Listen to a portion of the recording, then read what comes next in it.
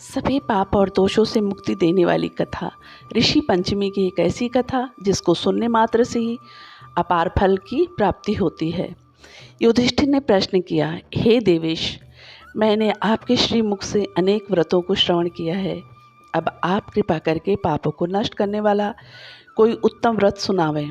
राजा के इन वचनों को सुनकर श्री कृष्ण जी बोले, हे राजेंद्र, अब मैं तुमको ऋषि पंचमी का उत्तम व्रत सुनाता हूँ, जिसको धारण करने से स्त्री समस्त पापों से छुटकारा प्राप्त कर लेती है।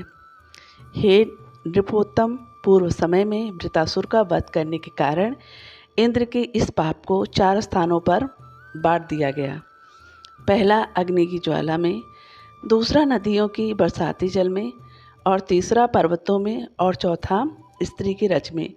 उस रजस्वला धर्म में जाने अनजाने उससे जो भी पाप हो जाते हैं उनकी शुद्धि के लिए ऋषि पंचमी व्रत करना उत्तम है। यह व्रत समान रूप से चारों वर्णों की स्त्रियों को करना चाहिए। इसी विषय में एक प्राचीन कथा का वर्णन करता हूँ। सतयुग में विदर्भ नगरी में स्वयंजीत नामक राजा हुए। वह प्रजा का पुत्रवत पालन करते थे।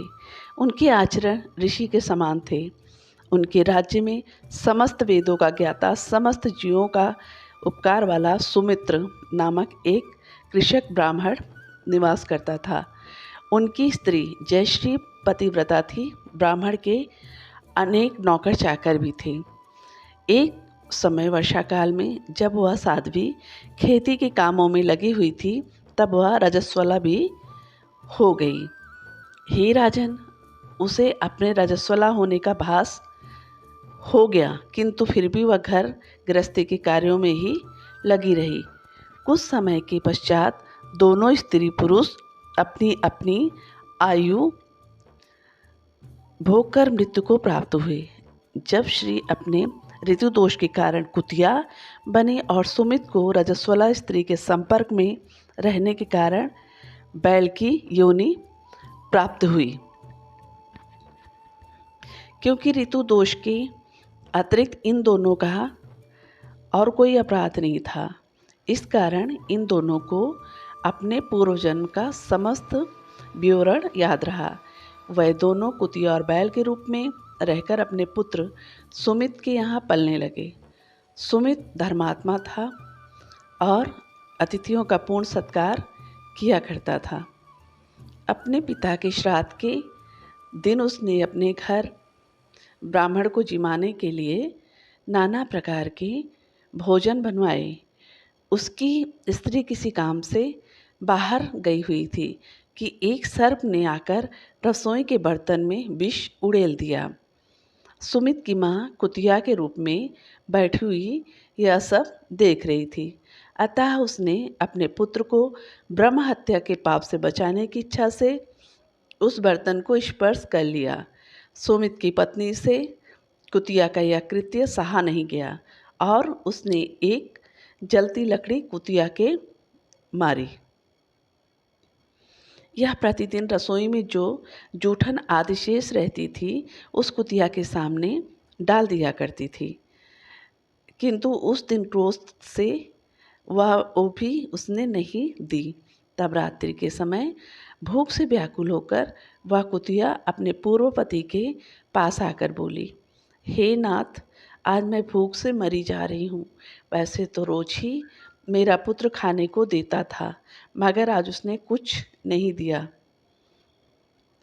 मैंने सांप के विष वाले खीर के बर्तन को ब्रह्म हत्या के भय से छूकर भ्रष्ट कर दिया था। इस कारण बहू ने मारा और खाने को भी नहीं दिया। तब बैल ने कहा, हे भद्रे, तेरे ही पापों के कारण मैं भी इस योनि में आ पड़ा हूँ।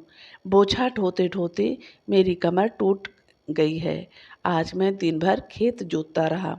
मेरे पुत्र ने भी आज मुझे भोजन नहीं दिया और ऊपर से मारा भी खूब है। मुझे कष्ट देकर श्राद्ध की व्यर्थी किया। अपने माता पिता की इन बातों को उनके पुत्र सुमित ने सुन लिया।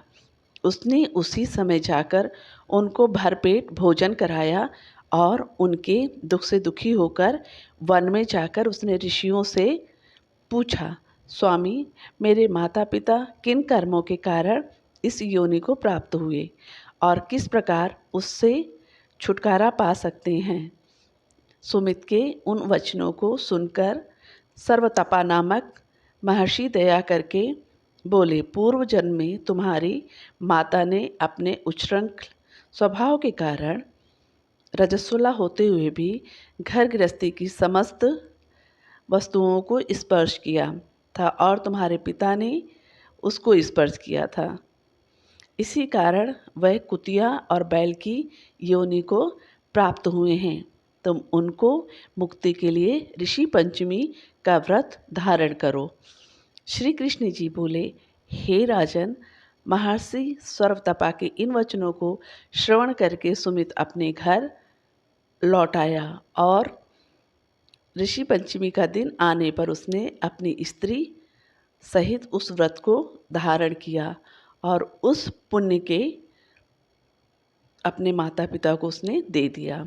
व्रत के प्रभाव से उसके माता पिता दोनों ही पशु की योनियों से मुक्त हो गए और स्वर्ग को चले गए। जो स्त्री इस व्रत को धारण करती है वह समस्त सुखों को पाती है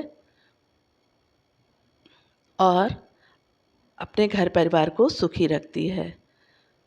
तो बोलो, जय वासुदेव, जय जय श्री कृष्णा, जय जय राधे, हर हर महादेव।